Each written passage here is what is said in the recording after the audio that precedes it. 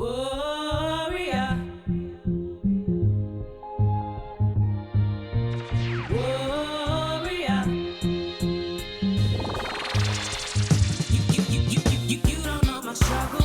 You don't know my pain. You don't know my past. So you don't know who's to blame. You don't know my weakness. You don't know my fight. Ain't been in my darkness, so you never see my light.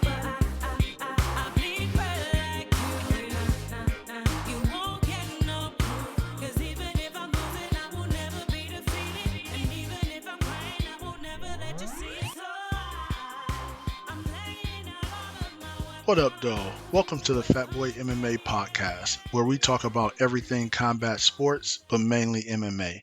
If you want to hear a couple regular MMA fans talk about MMA history, notable fighters, up and coming fighters, and everything in between, then this is the podcast for you. Now, I should warn you, we're not professionals, but we are big fans of combat sports. Now, if that sits good with you, grab a beverage, sit back, relax, and let's go. Hey everybody, welcome to the Fat Boy MMA podcast. I am your host DC, and of course I got my co-host here with me, Lot. Hey, how's it going, everyone? So, on today's podcast, this is a really good one. Right? So, this one is going to be a part of our Fallen Goat series, and the particular person we're going to be talking about today, Locke was absolutely adamant that this person be at the very top of the list of our Fallen Goat series. So I'm going to let him tell you who we're talking about today and anything he wants to say real quick about this person before we actually kind of get into some awards and accolades. So, when you first hit me with the idea about the fallen goat, this was the first fighter that came to mind, and I almost thought like you could almost name it like his book or his, you know what I mean, like the story of his life. You could almost call it that. But so first one I thought of for the fallen goat series was BJ Penn, Mm-hmm. and honestly, it hurts to even include the fallen in front of goat. Yeah. I mean, we'll get there, but Yeah. what a lot of new fans, and I think this is why I thought it was important to cover him, because a lot of what your idea of what we're going to do with this show is something where whether you've been a fan for a long time, if you're a casual fan, or if you're new to MMA, this could be something you could listen to. And I think a lot of casuals and new fans, they hear BJ Penn, they look at the record, and they just don't get it. And Right. And what I think a lot of people have to understand is that BJ Penn is possibly the first MMA fighter that was even mentioned as we didn't say GOAT back then, but as the greatest or the greatest pound for pound or greatest ever. He was kind of one of the originals to even be mentioned in that conversation. So that conversation we love to have now kind of started with BJ Penn. Yeah, definitely a pioneer, and I think part of that is because you know, back in those days, MMA was a very different beast. For one, as you mentioned, the record and everything like that. That wasn't quite as important as you being a warrior, right? Doing things like testing yourself against much bigger men and moving around in weight classes and doing so many things like that. I mean, back in the day, all of those guys fought in multiple weight classes, unless you were too big to drop down. But if you were a small guy, you always fought up also, right? So I definitely agree. And I know we have quite a few things that we're going to hit that actually goes into ironing out why or what makes us say that about him, what makes him a pioneer, some of those things. So I'm going to go ahead and actually get into some awards and recognition, and that'll be kind of the beginning of explaining why, and then of course we'll get into just talking about him in general, talking about some notable things that happened, notable fights and everything like that. So first of all, BJ Penn, nicknamed the Prodigy, and he got that nickname for a reason. Um, he started in Brazilian Jiu Jitsu back in 1997, and it was not a very popular thing yet. It wasn't like today where the local Brazilian jiu-jitsu school in your town probably has a really good affiliation, and the person can actually trace their belt all the way back to either Carlos or Helio, right? um it was, you're lucky if there's a BJJ school within, like, you know a few hundred miles of you, right? So one thing that happened was he became Just real quick on that, like yep, we're, we're from Michigan. Remember driving to like Coldwater, Michigan to just go take not even BJJ, like a grappling clinic in Michigan. Like with Dan Severn stuff. So even just combat wrestling, like you would just take what you could get. exactly. So he started training under Half Gracie back in 97, and then he ended up moving on to Novo União and training under Andre Pederneiras, and he got his black belt in 2000. So it took him 3 years to get his black belt. And even in today's time, no, it wouldn't be the fastest on record. It was at that time, but in today's time, that would still be a huge accomplishment when you're talking about a legitimate black belt, right? Not just, Joe Blow with no lineage who throws out black belts left and right. You don't have to compete, you don't have to do anything. You show up, it's almost like a participation trophy, right? That wasn't the case. And just to roll and prove his skills, he also became the first American black belt to win a large BJJ championship, but it was kind of a twofold thing. He became the first non-Brazilian in the black belt division to win the World Jiu-Jitsu Championship, which was held in Rio de Janeiro, Brazil in 2000. So that was one of those things. Not only did he just become a black belt, he also won, you know, depending on how you want to argue, first or second biggest stage at that point. You have the worlds, you have the Abu Dhabi, and there's one other one. It's like the big The names in Mundials. jiu-jitsu. Yep, the Mundials, And correct. he performed real well at those. I think he bronzed, but like as a brown belt, like just brand new, like been training for 2 years and was medaling in the mundials. Exactly. Um, so yeah, he was smashing through these highly prestigious tournaments. Right. And what's important and notable about that once again is a non-Brazilian, right? So this was a big thing back then. He also at the time had America, the record. America. He also at the time, back in 2001, had the record for fastest KO in UFC history, and that was against Kyle Uno. It was 11 seconds. Um, he won Fighter of the Year in 2004. That was the same year he ended up capturing the welterweight title from Matt Hughes. He also beat Dwayne Bang Ludwig and Rodrigo Gracie. So he had a really good year that year, and he was the second fighter to win a belt in two different weight classes in the UFC. The first, of course, being Randy Couture, but as far as BJ, the first one was against Hughes in 2004. And the second one was, I believe, right after they brought 55 back. And I think in that one he beat Joe Daddy Stevenson, if I'm not mistaken. Um, and then another big thing, he actually moved up to lightweight and fought Machida in K1, which was, a really big deal. Once again, as we talked about back in those days,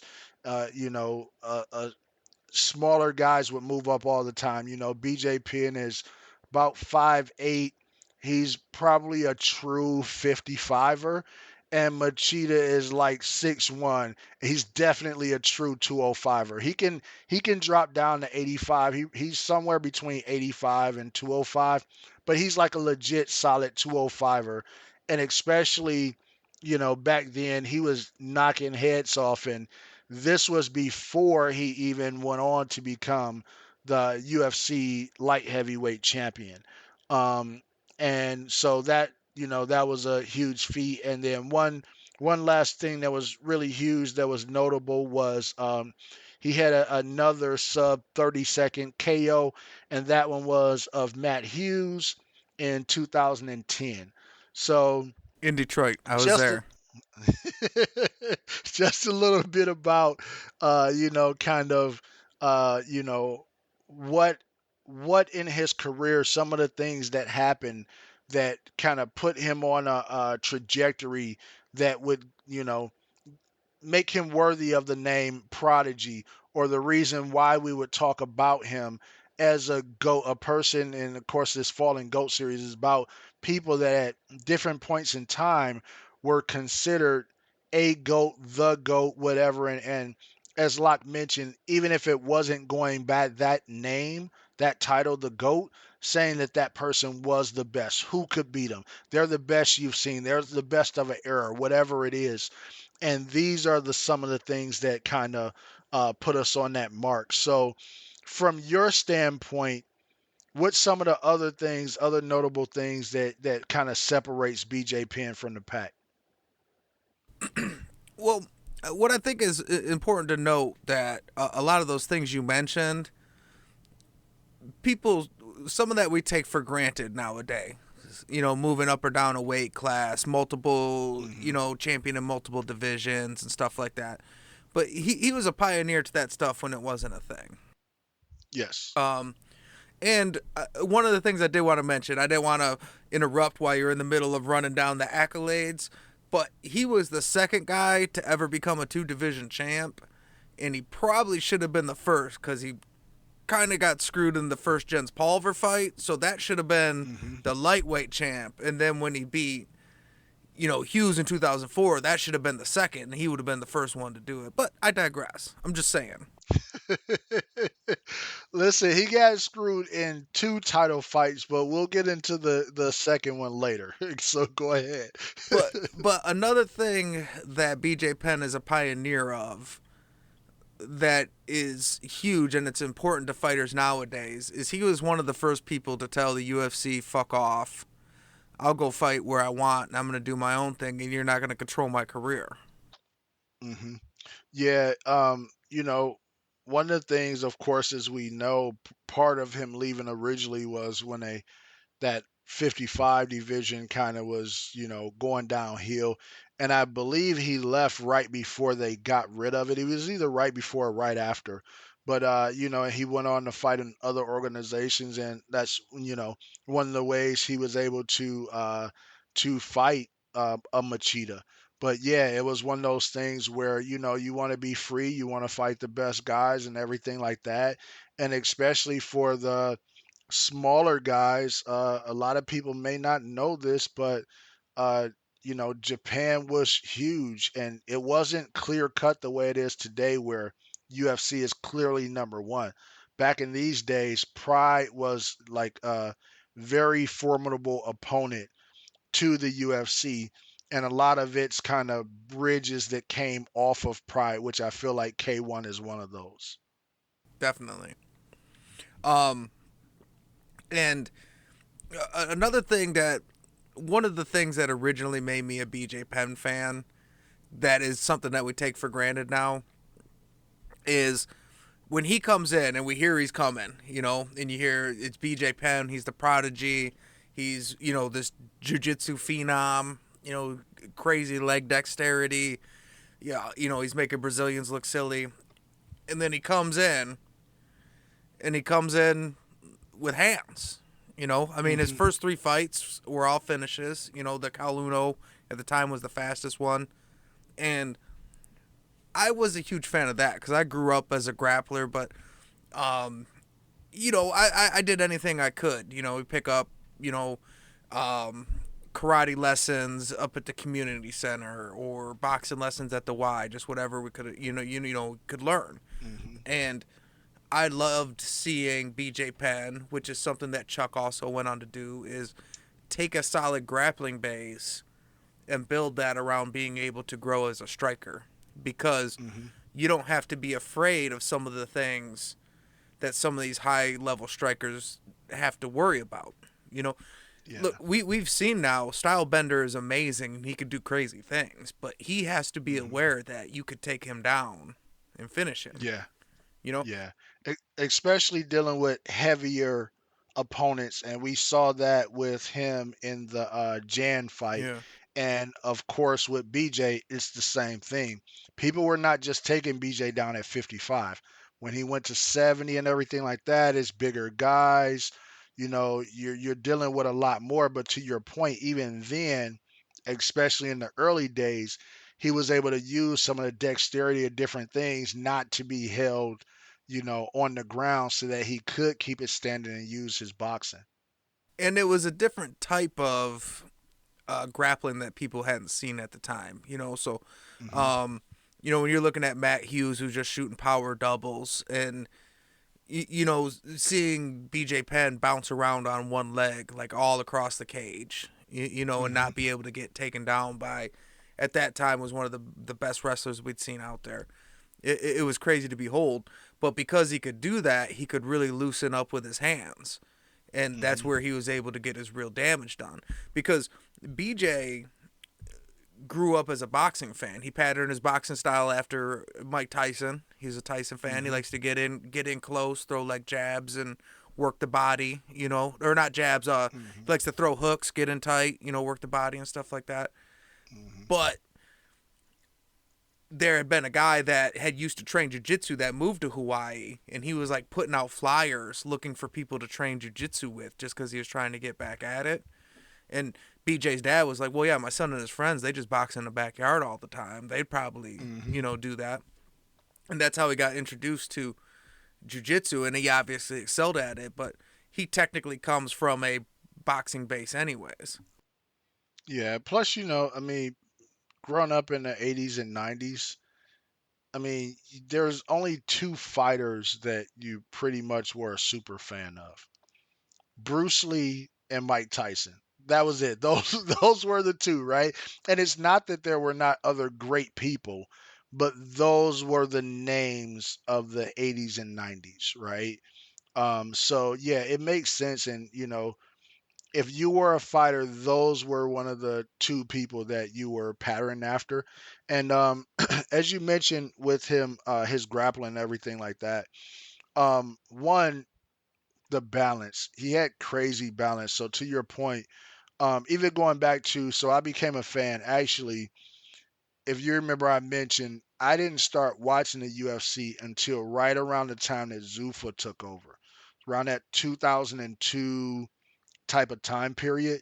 So some of those very early BJ Penn fights, I watched after the fact. I didn't watch them at the time. Mm-hmm. I believe the first BJ Penn fight that I watched at the time would have been Matt Serra. And so in that fight, Sarah being a grappler, not necessarily a wrestler in the sense of Matt Hughes, but still, if you remember that fight, he nonstop kept trying to take, uh, you know, double leg, single leg, trying to take BJ Penn down, and every time it would end up with BJ Penn with one foot on the ground, hopping around the cage as he's trying to take him down, right? So that balance, but also dexterity. A couple times Matt Serra get him up against the cage and he'd throw a knee, right? And one of the things that I think, if 10th Planet Jiu Jitsu was a thing back during BJ Penn's reign, I think he would have been able to become and maintain being a double champion, because the amount of flexibility that he had in his ankles, hips, knees, everything like that is a large part of what 10th Planet Jiu Jitsu is built upon. But I don't think he fully had the style for that. So, for example, I think about Greasegate, which I want to get into a little bit in a minute, but I think about things like Greasegate and everything like that. And what if BJ Penn really understood butterfly guard and really could play that and use the leverage to dump a GSP, stuff like that. There's so many things that I think of where the level of skill that he had and what he was able to do with his body, if you take some of today's formula and sprinkle it on that, he still would be one of the he still would be one of the specimens that if he was younger and he's the same person and you sprinkle some of that new stuff on him, he could do it. There's not a lot of fighters you can say about that. Something about them, body type, something wouldn't work with today's formula. Some the new like offensive rubber guard stuff too Yep, would have worked real well for him. absolutely. Yeah, Absolutely. definitely. Um, I sent you that 10th Planet TikTok earlier, didn't I? Yes, yes. I sent a really big heart back, and then I copied the link and sent it to two more people. Yeah. So like you're a 10th Planet Jiu Jitsu fanboy. Yeah, absolutely, absolutely. The Gracies are not the reason why I wanted to do Brazilian Jiu Jitsu. It was 100% Eddie Bravo and what I saw with 10th Planet, and it was just amazing to me. And unfortunately, although I have sent other people to a local 10th Planet school, I have still never trained 10th Planet, although I've trained jujitsu. And it's usually, most of the places I've trained have usually been Machado lineage, which are great schools, by the way. No knock to them. It's literally just a completely different style that 10th Planet has. Definitely. But yeah, that seemed like it would have been a natural fit. Like his BJ's style of doing things a little bit differently, that would have been a perfect fit at the time. Yep, he could have met Eddie Bravo, smoked some weed. You know where it goes after that. Yeah, Talk about aliens. You know how you know how it goes. So now I know one of the things that you touched on in conversation and wanted to touch on about BJ Penn's background is some of what he did with what's the name of those brothers? The Oh, uh, the Meridovich. yeah. So I would love for you to go ahead and touch on some of that, and then of course I got a couple questions that I like to ask to kind of get into uh, dig a little bit deeper into some of it. Yeah. So Marvin Meridovich, he's a strength and conditioning coach, like a controversial strength and conditioning coach. So Hmm. he's a football player, college, went college and pro, and like he was this kid that he was a dude. Like he pushed his kid so hard that he like broke him. Hmm. Like he was the son that notoriously had never had a Big Mac. Like he just forced him to just be like this perfect workout machine his whole life, and at some point, like the kid couldn't just do with it. So this guy's gonna push you. If he'll break his kid, he'll for sure break you. Um, and BJ, as talented as he was, natural talent, and he's got this kind of warrior spirit. He's just a scrapper. That just scrap mentality, and but he was notoriously a little bit lazy. Now, Hmm. not Right. lazy, and that's fucked up. Like I'm calling BJ Penn lazy. You know what I mean? Like he obviously had the work ethic. He obviously puts the time in the gym, but he liked the fighting and the training and the stuff like Hmm. that. Like he didn't love the workout, the strength and conditioning side. And when he got with the Meridovich brother, they ran him through some crazy routines, and that's when you seen like the best BJ Penn that he's ever been because he still Hmm. had that talent level, but he was jacked, he was in shape, he was Hmm. explosive, Like BJ Penn, he used to throw good combos and could choke you out. All of a sudden, he's Hmm. out there throwing like flying knees, and Right. exploding across the cage.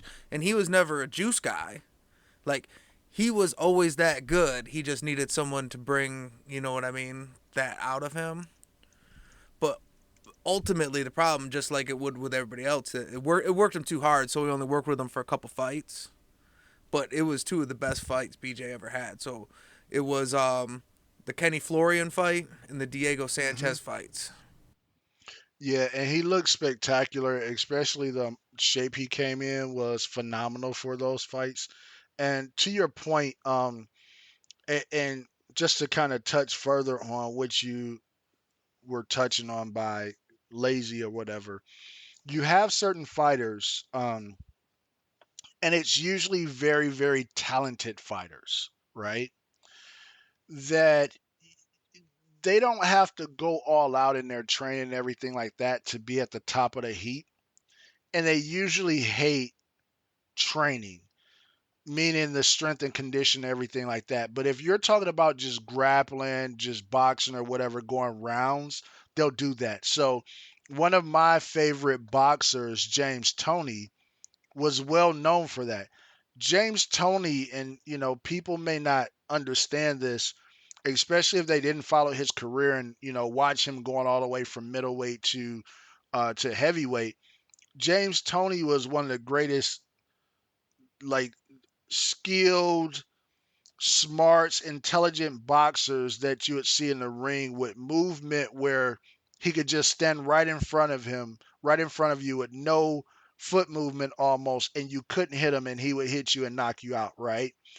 But James Toney, especially as the years went on, more and more and more, he was known for he doesn't train other than boxing, right? He spars. That's it. He wants to spar. That is his whole workout for the camp. And that causes two issues. One, you're not in the kind of shape that you should be in to be at the very, very top of the heap, but you're so talented, you're just good enough to lose to the top guys that if you were actually on a true strength and conditioning program, you would beat, right? And I think that's one of the areas that BJ Penn fell into because even once he, was at, 170 fighting the GSPs and people like that, I still think if he was in a different type of shape, especially for Greasegate, he still could have pulled off that win, right? Because you're not all of a sudden exhausted and can't even stand up or anything like that, right? So I think it's really important to touch on that because I think that was one of the things that changed BJ Penn from still being in the GOAT conversation to being in a fallen GOAT conversation.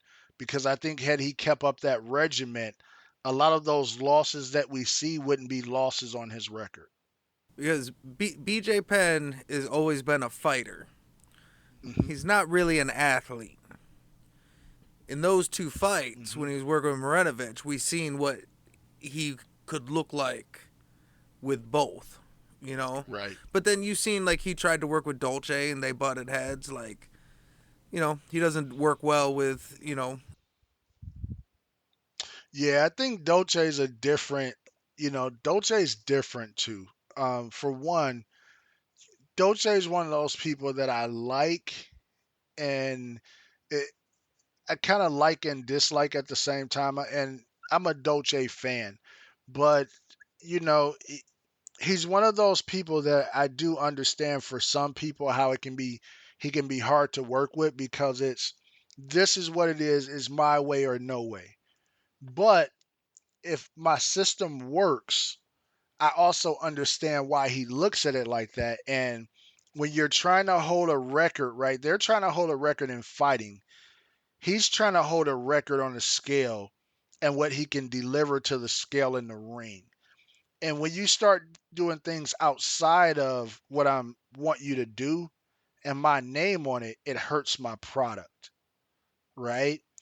But I also don't think he mixes in as much as the Marinoviches did the real strength and conditioning.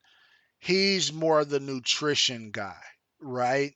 To make sure you're on weight and you're on weight healthy without being dehydrated and drained and everything like that.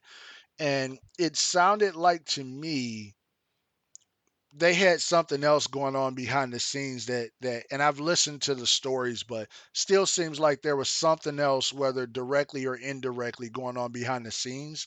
There was the reason why they butted heads that they're really not talking about. No, I definitely agree. And I guess when I say Dolce, I understand what you're saying. Like, one's the strength and conditioning, one's the nutritionist side. But what I'm talking about is there are these guys that I want them to, or hold them accountable to acting like a professional, Yes. and their Yeah. strong personalities. And Yes. that's what he doesn't deal with. So they're different jobs. So in a perfect world, BJ Penn, he's got Dolce at his nutritionist because Dolce, like he says, what, 3%, right? So no matter how much you make, whether you're making 3 and 3 or $1 million, I get 3%. You know, it's kind of how the mob works. They just take it right off the top and shit. Um, but you have that, and then you have the Marinovich.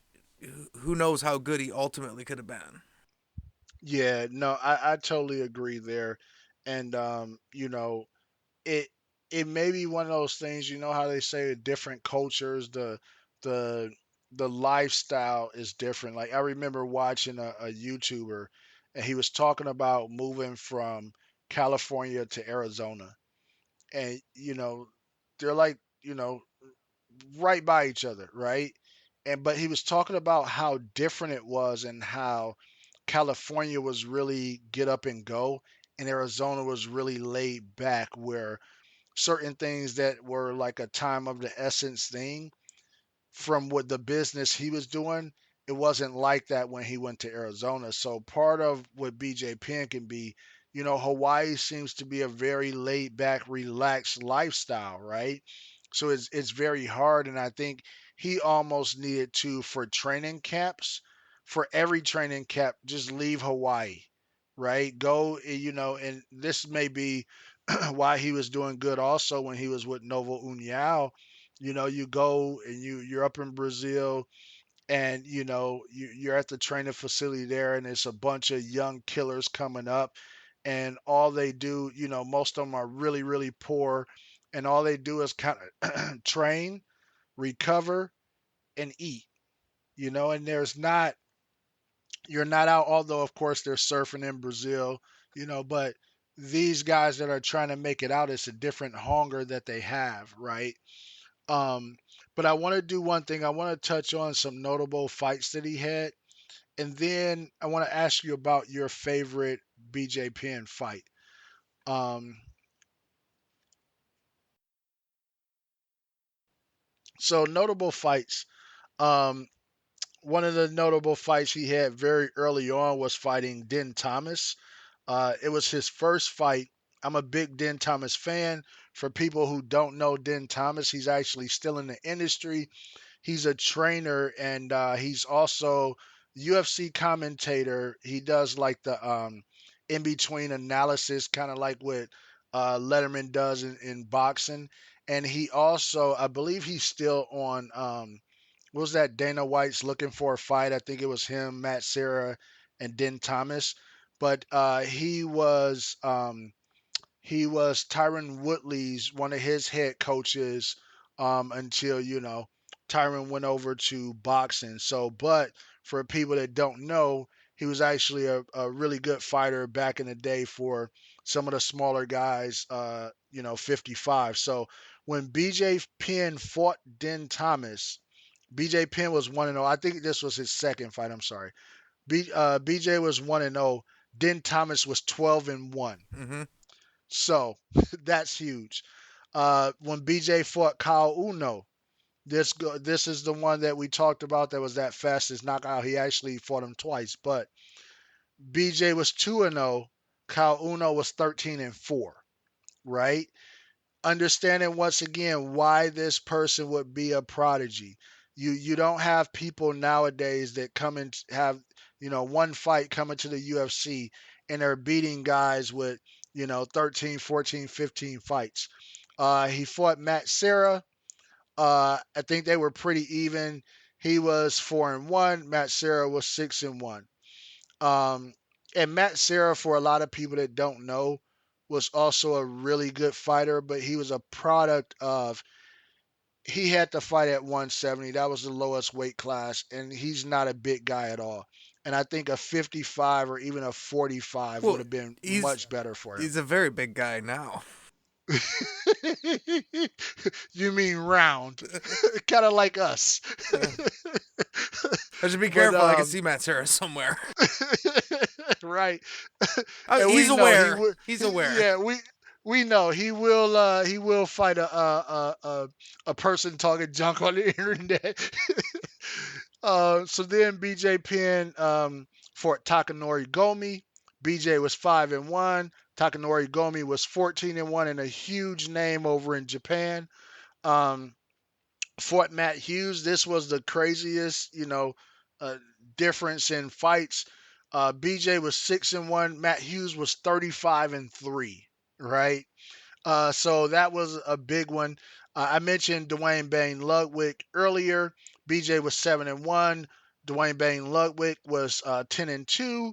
And for people that may not know who he is, he's a trainer also now most known for training TJ Dillashaw and coming up with his own style of kind of Muay Thai kickboxing that mixes some of the Dutch with some Muay Thai striking and footwork that he calls Bang Muay Thai.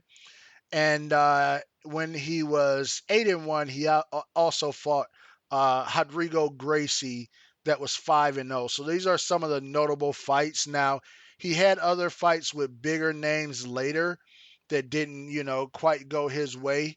But these were some of the early, very notable fights that put him on the board as far as being that person that you talk about in that GOAT status, in that prodigy status and everything like that. But other names, Sean Shirk, GSP, Diego Sanchez, Frankie Edgar, what's your guy? Didn't he fight? Uh, didn't he end up fighting Nick He Diaz? I fought Nick think. Diaz, John Yeah, Fitch. Nick Diaz. Yeah, Fitch. So I mean, he fought the who's who kind of in MMA. And as we mentioned, he was one of those true guys that would fight you anywhere, anytime, name a place, and he'd probably fight you for a beer. Yeah. So Dana White has a quote about BJ Penn where he said, "BJ Penn will fight you for free in your backyard tomorrow because you said you're better than him." Yes. And that says a lot about him fighting and shit. But no, I think it's important to go through those fights though, because you talk about the fights down the road, but that run when he first came out the gate, all those names, those guys were huge names. That was a murderer's row that he ran through Yes. of fighters and of all weights, and that was something that got him a lot of credibility when he just told the UFC, no, I don't have to fight whoever you want. I can go do my own thing wherever I want. And the rest of the world was like, fuck yeah, you can, BJ. Come over here and fight Lyoto Machida. Come to Japan and fight the Gracies. And he just slowly got Fight bigger and bigger. Henzo. Yeah, no, And absolutely. we And never that call him a rose in, Gracie killer, but I mean, he's got him a yeah, couple. that's because, you only get that name once and Sakuraba took it.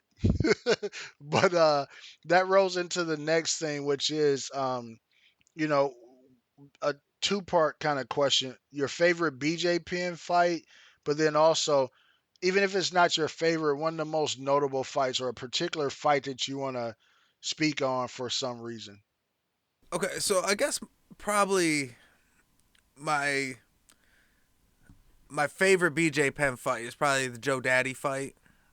I'm a big Joe Daddy fan, but Hmm. he was like so juiced up. Like he was just calling Usman. He No. was just calling Usman the CEO of EPO or whatever. BJ split him open, and he was like dripping syrup out of his forehead and shit.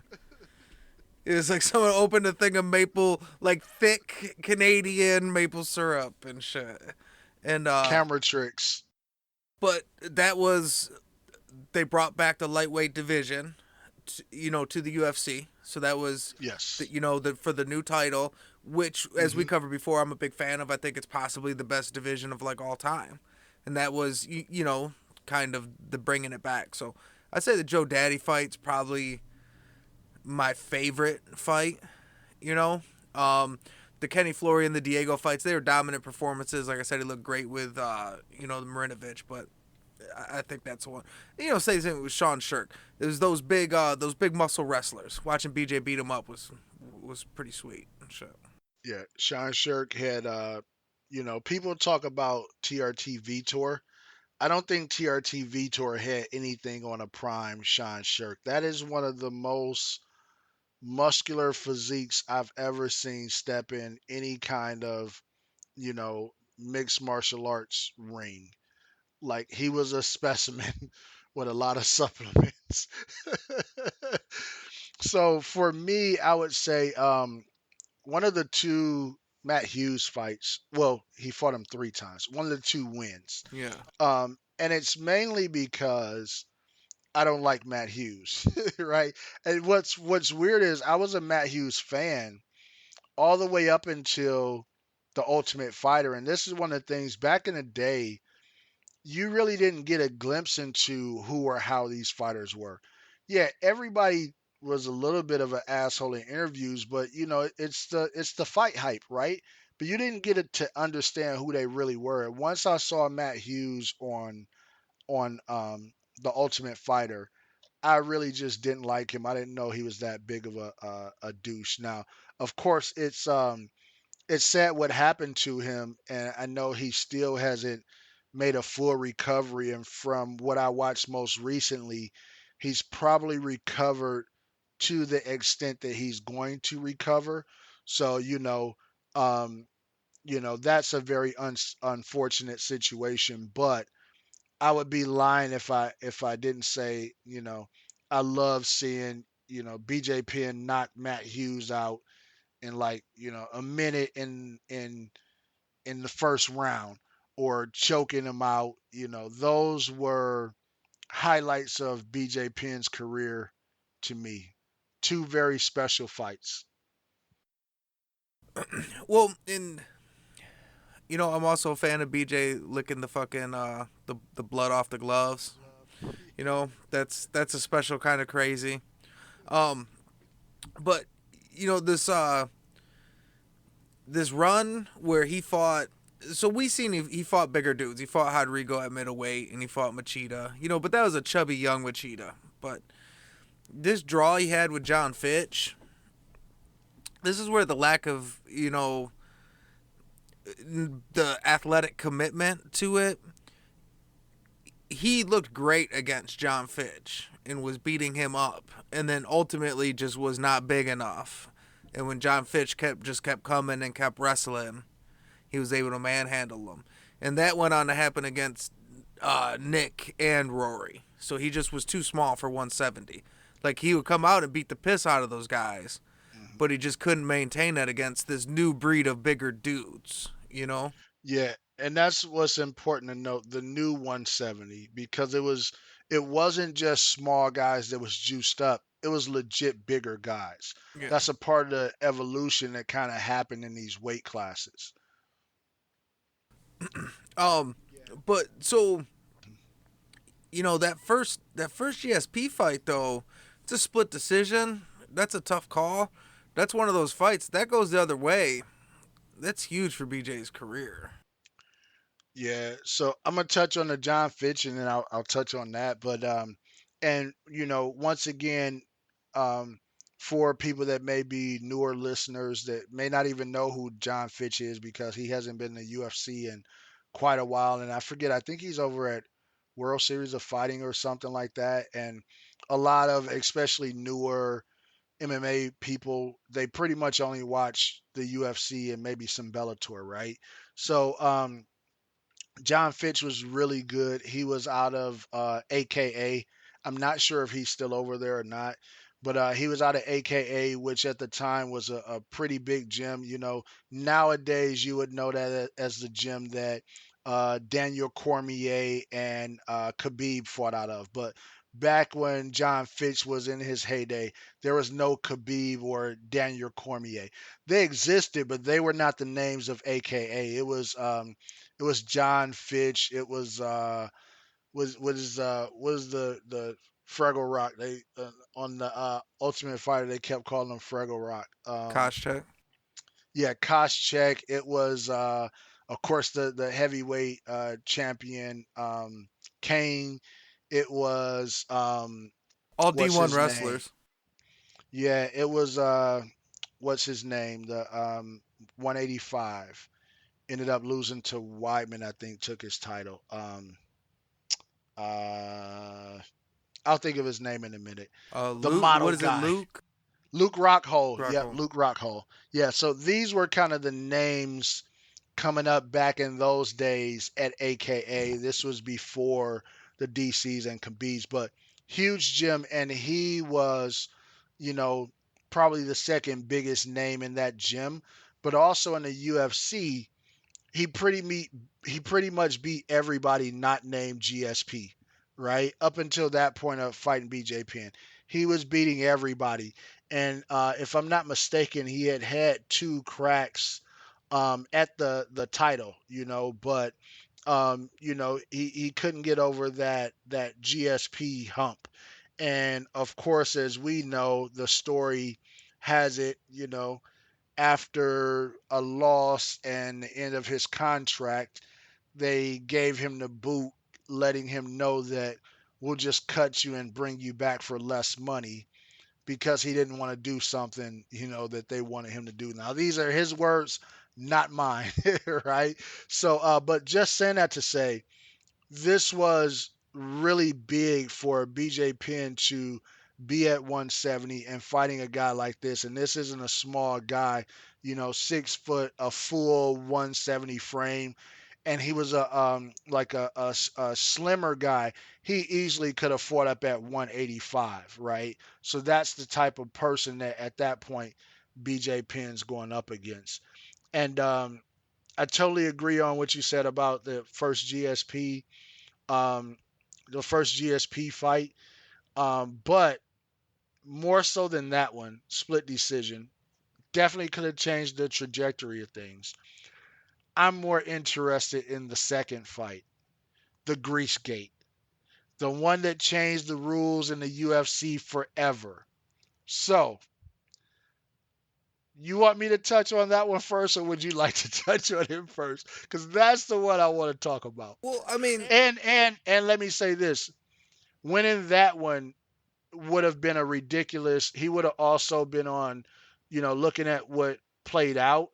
That would have made a 6 fight winning streak had he won that in his next couple. But also, I literally think everything would have been different for him at 70 and 50 fight and 55. I'm sorry, if Greasegate doesn't happen and he wins that fight. right. So here's the problem with that fight is for one, it shouldn't be a loss. That should be a no contest. It should be a loss to GSP, but GSP has more than one loss that's not on his record. But we won't go there. Um, but either way, that shouldn't be a loss. But it was I agree. also the reason that's a gross kind of cheating because he really threw BJ a beating that day, and he's a bigger, stronger Yes. guy, and fighters don't have a lot of those in them.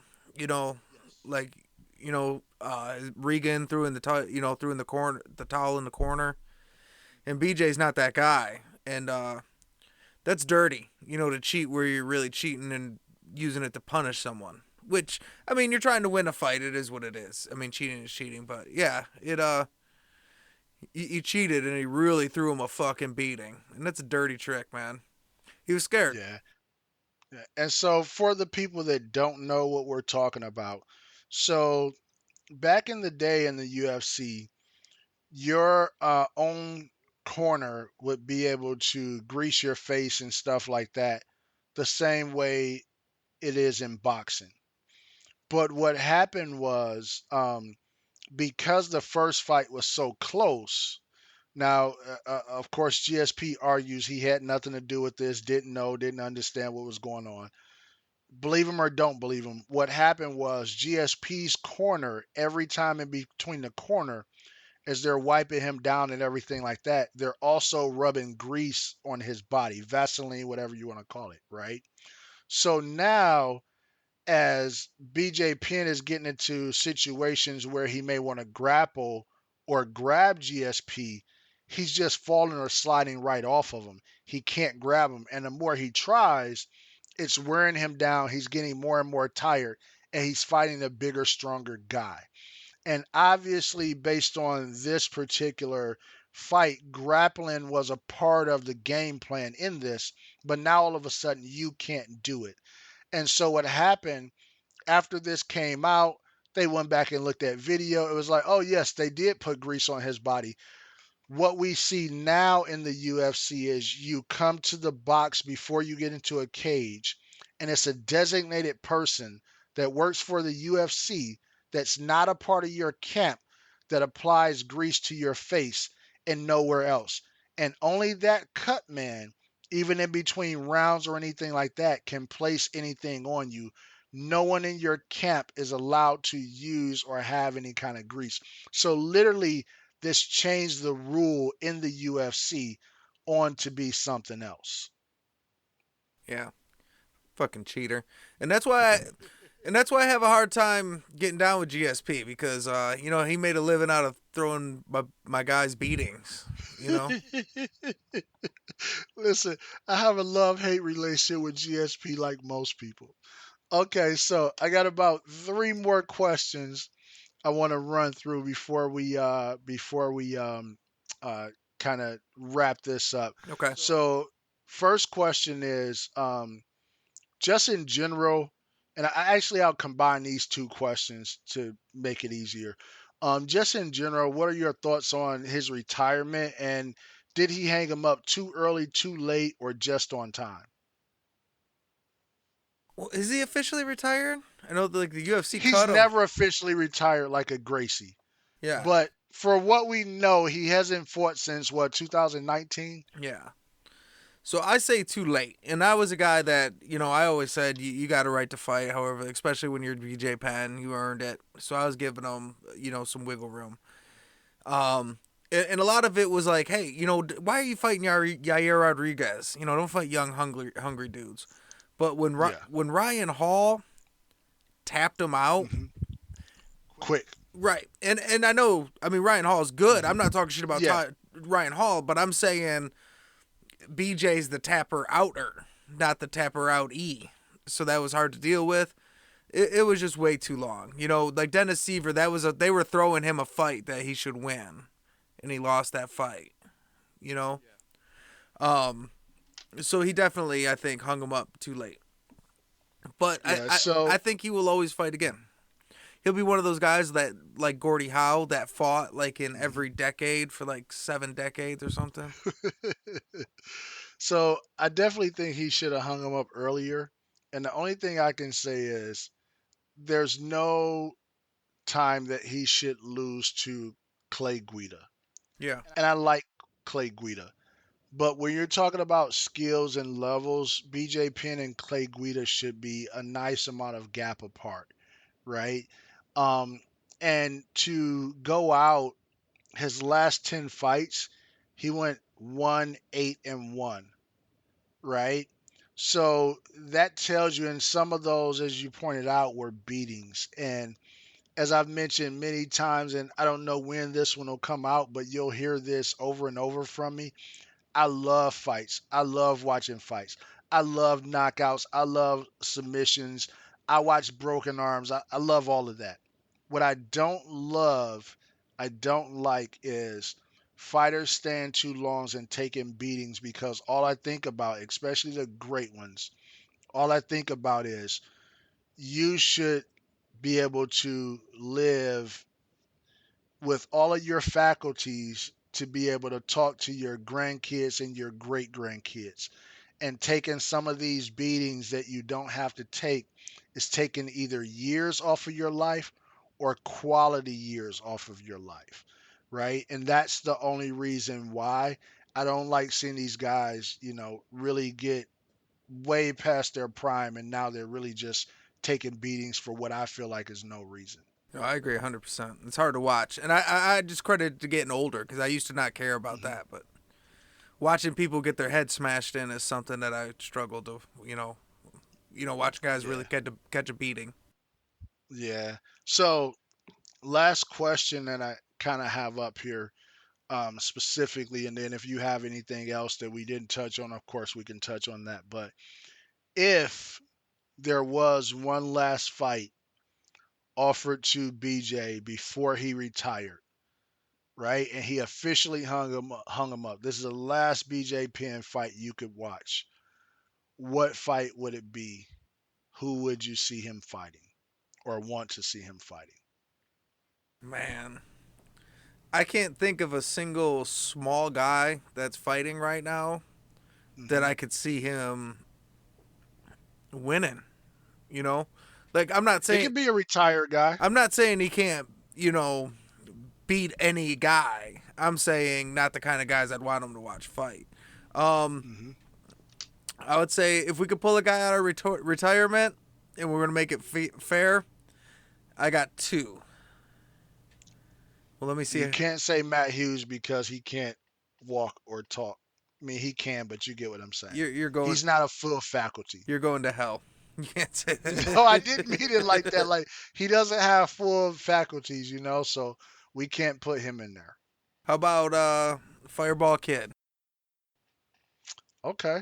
BJ and Okay. Takano, Gomi kind of did the same thing, had some Mhm. wars, and stuck around a little long, so Yep.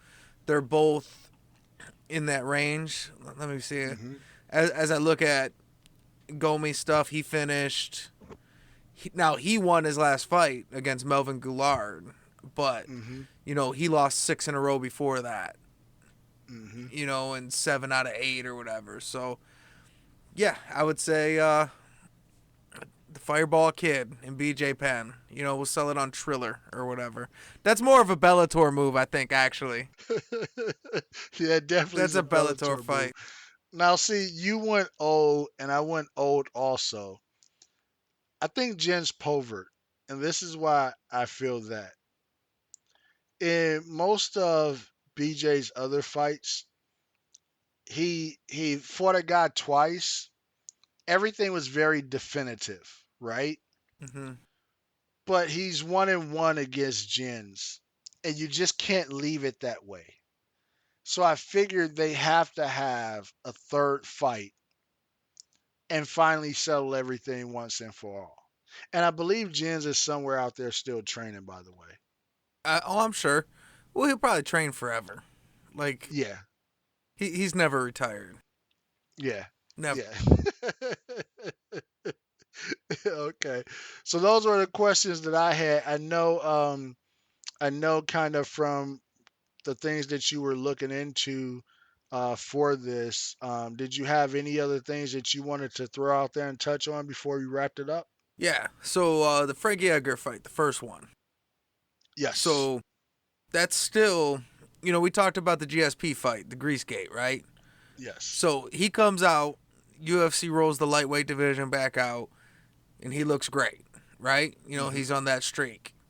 Then GSP cheats, throws him a fucking Mhm. beating, right? Maybe that Yes. was a win. Bam.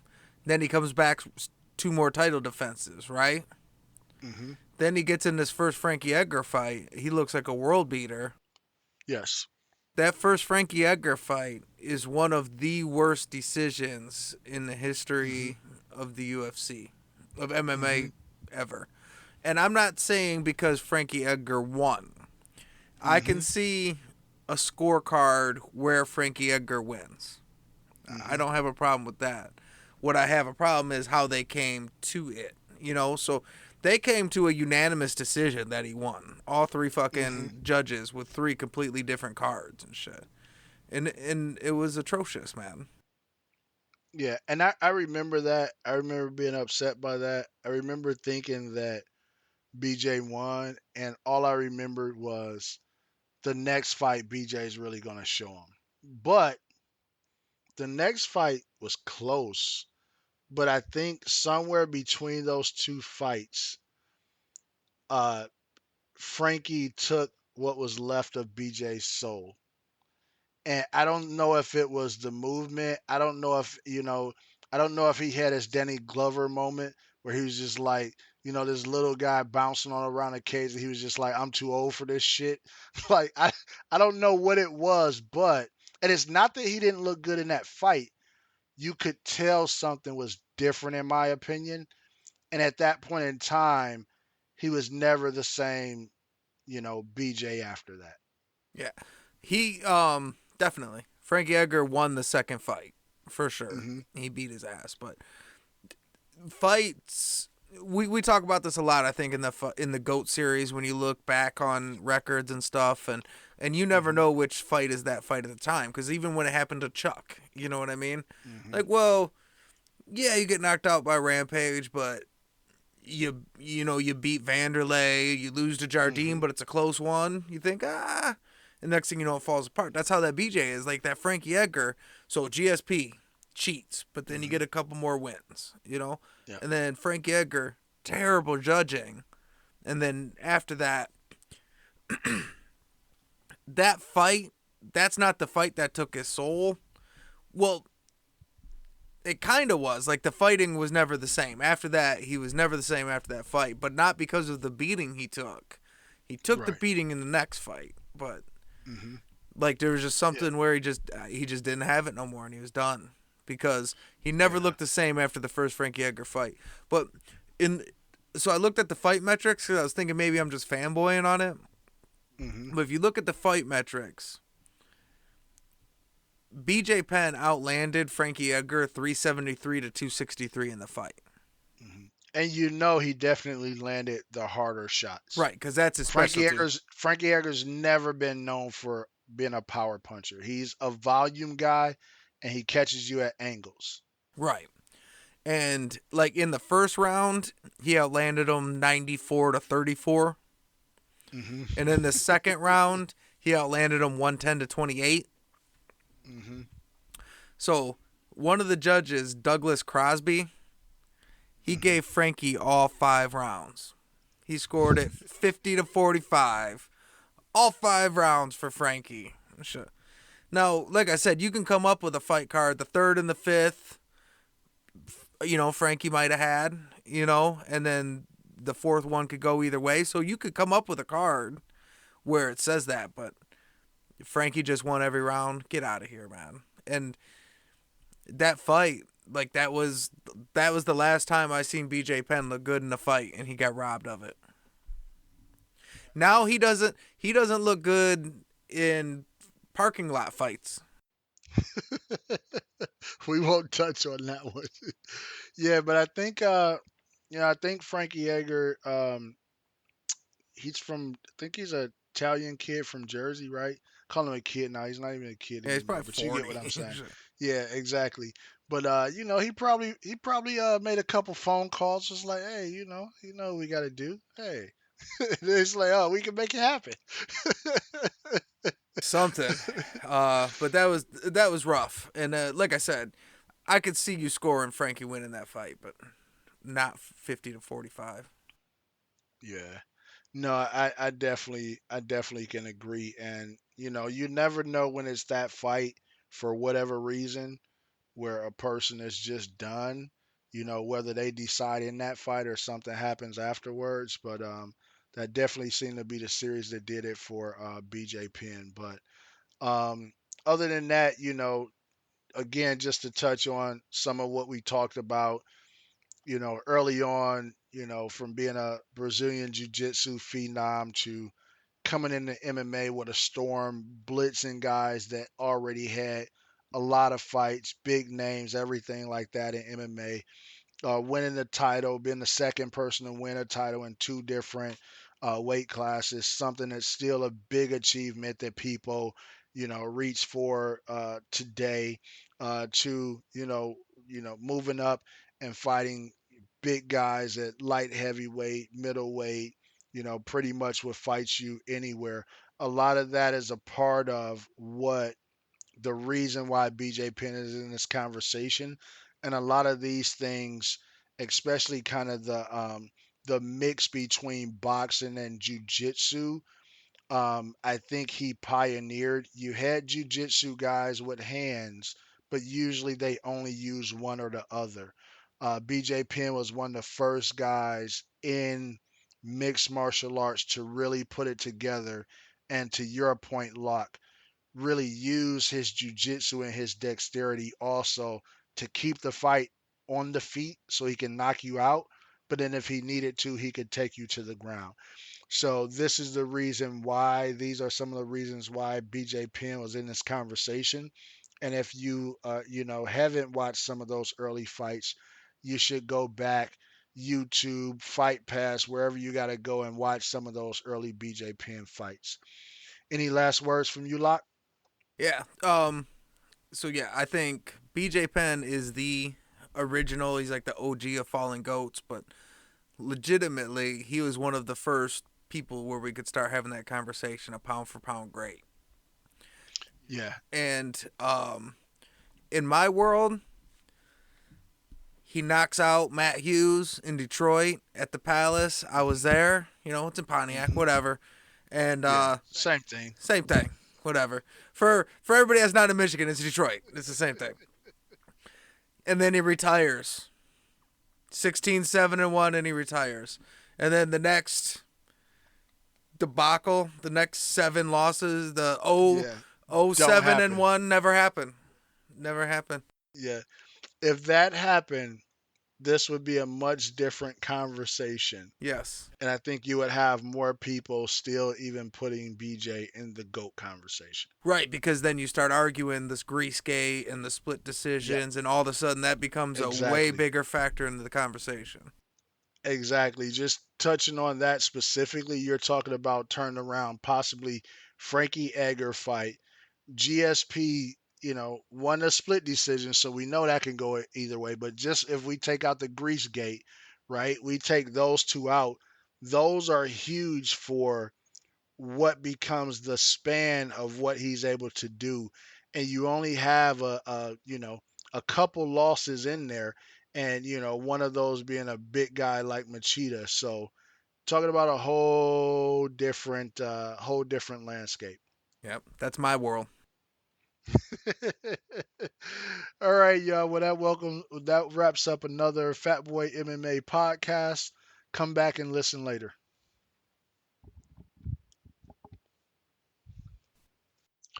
That wraps up another Fat Boy MMA podcast. If you have a topic for us, please email us at fatboymma55@gmail.com or reach out to us on social media by going to links.fatboymma.com. That's links.fatboymma.com. Thank you for listening.